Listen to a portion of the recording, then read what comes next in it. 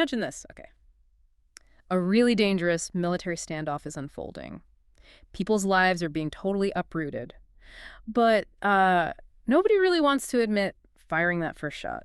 Yeah, it's tense. We're not talking about some far-off war here. This is happening now, it's volatile, and it definitely needs a closer look. So today, we're doing a deep dive into this escalating military confrontation between Thailand and Cambodia. Right. And it really stems from, decades of these simmering border tensions. It's not entirely new. But this flare-up is serious. Absolutely. And for this deep dive, we've got some really good material. We do. We've pulled together quite a bit. We've got firsthand accounts from correspondents, like right there on the ground. We've also got direct testimonies from civilians who are, caught in the middle of all this, plus analysis from a journalist near the border and a senior fellow from a pretty well-known foreign relations think tank. Okay, good. So our mission today is pretty clear. We want to unpack the immediate triggers, what set this latest round off. Right. We need to understand the human cost, which sounds devastating already. We'll try to shed some light on these surprising, maybe, domestic political forces in Thailand that seem to be playing a role. Which is fascinating. And then sort of dissect the bigger picture, the shifting geopolitics, where do powers like the US and China fit in, if at all? Exactly. The goal is really to get you up to speed quickly, give you a solid grasp of what's a really complex situation. Okay, so starting point. As you said, this isn't totally out of the blue. There's this decades-old border dispute. Right. We've seen flare-ups before. Wasn't there something back in May? Yeah, exactly. Yeah. There was a brief exchange of gunfire then, and tragically, a Cambodian citizen was killed. But this time, what was the specific spark, the thing that really ignited this escalation? Well, the immediate trigger, the reports say, was Thailand accusing Cambodia of planting landmines along the border. Ah, okay. And apparently several Thai soldiers were injured by these mines. That seems to be the sort of direct catalyst this time around. And things went from bad to worse very quickly after that, I gather. Incredibly quickly. Like, seriously fast. We're talking hours. Hours? Wow. Yeah, within just 1 or 2 hours of the authorities actually announcing the conflict, people were being told, you need to evacuate now. Goodness. And since then, it hasn't stopped. There's been cross-border artillery fire for days running. Yeah. This is active combat, not just, diplomatic posturing. And the impact on the ground sounds just horrific. It really does. The acting Thai prime minister has apparently warned of war. I mean, using that word. Yeah. And a Thai border commander actually declared martial law in, 8 districts? 8 districts, yeah, along the frontier. And the justification was citing Cambodia's use of force to enter Thai territory. So very serious language, very serious actions. And the human cost, I mean, some of the specific stories are just harrowing. They are. There's this one report about a gas station attack. 12 people killed. 12 civilians. It's apparently the deadliest attack by Cambodia on Thai civilians in over 10 years. Oh, my God. And it's so chaotic. The cleanup crews haven't even dared to go in yet. Unbelievable. Yeah. And you hear from a neighbor, just trying to process it. She couldn't believe so many missiles hit. One landed in her own backyard. Jeez. And 2 more hit a nearby 7-Eleven. It's just, sheer chaos. It creates this image of just emptiness, right? These border towns. You mentioned Kantharalak. Yeah, Kantharalak, normally home to, 200,000 people? Huge. And now described as a ghost town because the government urged everyone to get out. And the sheer number of people forced to flee. It's staggering. Yeah. Over 100,000 people caught in the crossfire have had to leave their homes, and it's on both sides of the border. 100,000. That's a massive displacement. It really is. And hearing from them directly, it just brings it home. Yeah. There's this Thai farmer, he got evacuated early, and now he's just glued to the news. Mm-hmm. And he just says he wants both sides to sit down and talk and to do it soon. He's worried about his farm animals, his livelihood. Of course. And he just wishes, for people to love each other again like before. It's quite powerful. Yeah, that really cuts through the politics, doesn't it? Just that basic human desire for peace. And on the other side... Similar stories. We heard from a Cambodian woman. She was just cooking rice when she had to flee Thai air raids. Heard gunfire, terrified. Oh, terrible. Crying as she fled, trying to look after her 2 grandkids. And she's just pleading for negotiations so she can go home, work her farm. Hearing those stories, the farmer wanting people to love each other again, it just underscores the human tragedy here. It's not just maps and borders. It's lives completely turned upside down. Absolutely. And think about the logistics, right?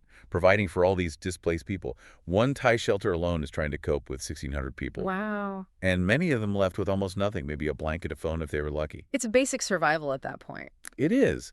Though on a, slightly positive note, the Thai army has apparently supplied water filtering equipment for clean drinking water, which is obviously critical. Okay, that's something at least. So with all this happening, all this devastation, there must be attempts to stop the fighting. You mentioned Malaysia. Yeah, Malaysia, Thailand's southern neighbor, has stepped in. They've put forward a ceasefire proposal, and it's supposedly under consideration. Okay, but how seriously should we take these diplomatic moves? Is anything actually changing on the ground? That's the million-dollar question, isn't it? Because there seems to be this real diplomatic deadlock.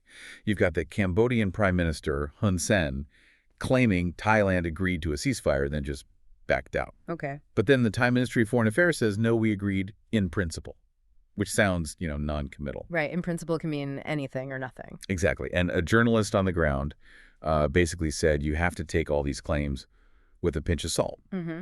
Because, as they put it, the Thai and Cambodian governments trade insults and accusations regularly. So there's a huge gap between the diplomatic talk and, the actual fighting stopping. So while the diplomats talk, what's life like for those people still stuck in the evacuation camps? They're just stuck in limbo, completely in shock, apparently, at how fast it all happened. I can imagine being told to leave within an hour or two. Right. And they're in these makeshift shelters, maybe local universities, sleeping on floors, in hammocks, tents, trying to get comfortable, but it's obviously deeply uncomfortable. And the uncertainty must be crushing. That's the main thing you hear. When can we go home? They brought so little with them, maybe just that one blanket, and they're terrified this is going to drag on and on. And is the fighting actually continuing while these talks are supposedly happening? Yes. Reports say artillery fire has continued for a third day now. Heavy fighting along the border, especially, it seems, in Trat and Sisaket provinces. So no real ceasefire yet. Doesn't sound like it on the ground. And even the casualty numbers are disputed. Thailand's claiming over 100 Cambodian soldiers died, 100? Wow. while Cambodia reports only about 30. So, big discrepancy there, too. Okay, so moving beyond the immediate border clashes, what else is feeding this, particularly inside Thailand? Because you hinted earlier, this isn't just a border dispute. No, definitely not. You really have to see this against the backdrop of Thailand's own ongoing domestic political crisis and a pretty weak economy, too. Right? What's the specific instability right now? Well, it's significant. Yeah. The former prime minister, Patontarn Shinawatra, she was recently suspended by the Constitutional Court. Okay. And she's under investigation because of a phone call she apparently had with Cambodia's former prime minister, Hun Sen. Ugh, the plot thickens. Right. So this has created this real, lack of stability. There's a caretaker prime minister now, Putum. He's a former defense minister, and he's trying his best, but this situation's unstable. And this is where that experts theory comes in, right? The really provocative one. Exactly. The idea that maybe this whole escalation isn't really about Cambodia planting landmines. Maybe it's more about the Thai military. Yeah. The experts suggested that a large part of this could be the Thai military actually stoking a conflict in order to give itself more power. While the civilian government is weak and flailing, as they put it. Precisely. Raising the really unsettling possibility that the military might be looking to get more directly involved in politics in one way or another. Which in Thailand often means, well, potentially a coup. That's certainly the implication hanging in the air. It adds a whole different, frankly, quite alarming layer to this. Absolutely. And then there's this other dimension, this dynasty row. Yeah, between the Hun family in Cambodia and the Shinawatra family in Thailand. This is crucial. How does that feud play into the current conflict? Well, these two families, they used to be really strong allies, but now they're in a serious row. And it was apparently sparked when Hun Sen publicized that very phone call. The one that led to Patontarn Shinawatra's suspension. The very same one. So publicizing that call seems to have really ruptured the relationship and is now actively fueling this conflict. It's personal, it's political. And wasn't Thaksin Shinawatra the father of the suspended PM seen recently? Yeah, quite tellingly, he visited a refugee center on his birthday. It just highlights how deeply embedded this family political drama is within the conflict. It's not just about territory. It's about these powerful political legacies clashing. It's incredibly tangled, and all this erupts while ASEAN, the regional body, is trying to foster stability. Exactly. ASEAN really wants regional stability, partly, to negotiate better trade deals, especially with the U.S. side. So this conflict is really inconvenient, to put it mildly, for broader regional cooperation efforts. Okay, let's zoom out again now to the big international players. Usually when something like this flares up, everyone asks, what about the U.S.? What about China? Yeah, the usual suspects. What was the initial take from, say, the journalist on the ground about their potential involvement? Well, the initial view from the border was sort of, okay, Thailand's a U.S. ally, technically. Cambodia has close ties to China. Right. But the feeling was these superpowers were unlikely to get involved militarily, in a full-scale war. Okay. Any specific predictions?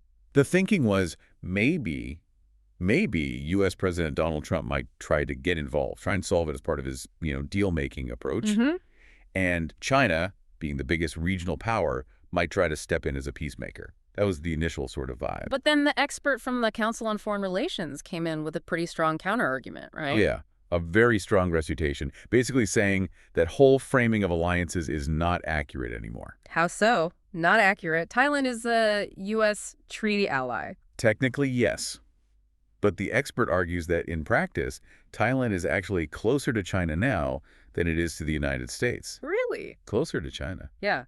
And apparently Thailand also has a pretty acrimonious relationship with the Trump administration. So the old alliance lines are blurred or maybe even redrawn. Okay, interesting. And Cambodia's ties to China. That part's clearer. The expert confirmed Cambodia is very close to China, described it as almost a client state at this point. Wow, okay. So given those dynamics, what's the expert's bottom line on U.S. or Chinese involvement? Very firm stance. Neither the U.S. nor China are going to get drawn into this in any significant way. Full stop. No proxy war here. Doesn't look like it, according to this expert. China could potentially mediate, maybe, but apparently Thailand doesn't want that. So the view is this is really an internal regional issue, complicated massively by Thailand's domestic politics, not some grand superpower chessboard. And I guess the sheer military imbalance plays a role in why a traditional war seems unlikely. Absolutely. You just look at the facts. Thailand is vastly larger, vastly richer, and it possesses an enormous range of sophisticated arms compared to Cambodia. Right. The expert basically described a hypothetical conflict scenario as Thailand's military simply being able to roll over the border and crush the Cambodian forces. It wouldn't be much of a contest in conventional terms. So it's a stark reminder then. While the world watches, some conflicts are really driven from within by internal politics and regional dynamics, rather than being dictated by the global superpowers. Exactly. It's not always about the U.S. and China pulling strings. Sometimes it's much more localized, much more complex internally. Okay, so let's try and wrap this deep dive up. We've covered a lot of ground. We started with this complex border dispute between Thailand and Cambodia, which has deep roots, but was reignited by specific recent events. Right. Then we saw how that dispute is being seriously exacerbated by Thailand's really intense domestic political situation, this instability, the dynasty row. And the devastating human cost. We can't forget that. Over 100,000 people displaced, living in limbo, their lives shattered. Yeah, the humanitarian crisis is huge. And finally, we looked at the geopolitical landscape, which turned out to be quite surprising, with those traditional alliance assumptions being challenged. It shows how interconnected everything is, the local, the national, the regional. It really does. The situation is just far more nuanced than, a simple headline about a border skirmish might suggest. Is a real testament to how a nation's internal power struggles can get tangled up with its foreign relations and ultimately shape the fate of ordinary people. So as you think about everything we've discussed today, here's something to maybe mull over. How much do these internal political power struggles within a country like Thailand, combined with the shifting, complex relationships between its neighbors, actually determine the fate of citizens, especially those who are literally caught on the front lines, caught in these border conflicts? It's a heavy question, and unfortunately one playing out in real time for tens of thousands of people right now.